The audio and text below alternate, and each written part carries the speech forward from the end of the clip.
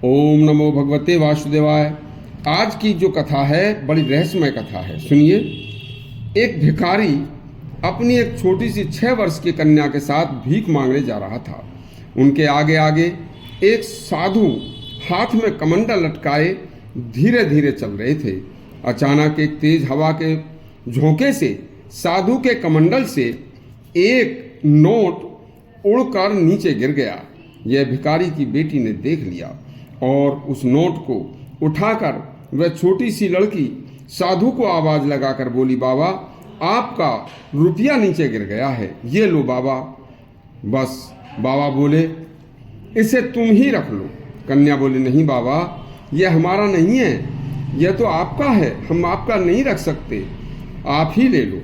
साधु के बहुत कहने पर भी जब उस कन्या ने वह नोट नहीं लिया तो साधु ने उसका मस्तक देखकर कहा, बेटी जरा हाथ दिखाओ। हाथ देखते ही साधु बोला, बेटी तुम तो बहुत अति शीघ्र ही बहुत अमीर बनने वाली हो, बहुत बड़ी संपत्ति की मालिक बनने वाली हो। कन्या का पिता यह सुनकर हंसा, हंसकर बोला मन ही मन कि रुपया लेकर कह रहा है साधु, अरे हमें तो रोटी के भी लाले हैं, कहीं यह बेचारी इतनी छोटी सी लड़की, गरीब की लड़की कैसे अमीर बन जाएगी। ठीक है बाबा, तुम्हारा रुपया तुम्हें मिल गया, जाओ। उस समय भारी अकाल पड़ा हुआ था, अन्न की भारी कमी हो रही थी। उस नगर में एक बहुत अमीर धनवान सेठ रहता था, लेकिन सेठ निसंतान था। तो सेठ ने एक गरीबों की बस्ती में प्रतिदिन 2 टोकरे रोटी बनवाकर भेजनी शुरू की और स्वयं वहां जाकर बैठ जाता और उसके नौकर चाकर भी साथ रहते थे। और उसने ऐलान करवा रखा था कि केवल एक बच्चा एक ही रोटी लेकर जाएगा और स्वयं रोटी लेने आएगा, कोई बड़ा घर का आदमी नहीं आएगा। बस अब क्या हुआ, बच्चे आने लगे और आते ही अच्छी अच्छी रोटी छांटने के लिए खूब धक्का मुक्की बात बच्चे आपस में करते। जो रोटी जिसे अच्छी लगती उस रोटी को लेकर वह चला जाता, बाकी रोटियों को छोड़ जाता।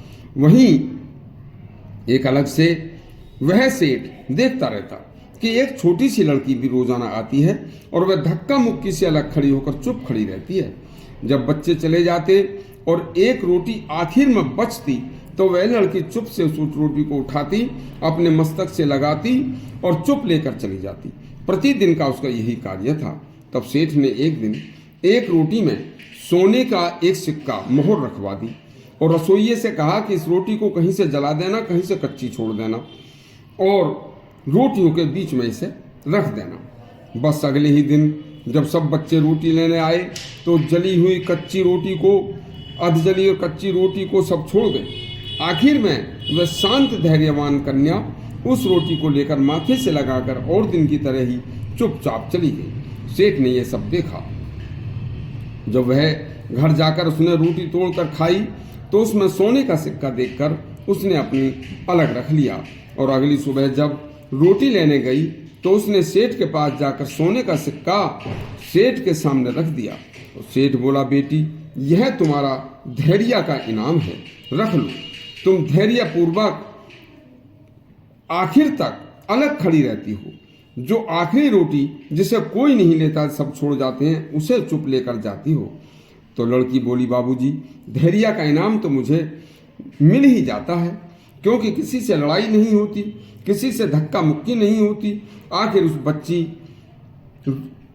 को रोटी को अब क्या करें, उस बची हुई रोटी को कोई तो खाएगा ही, खाता ही।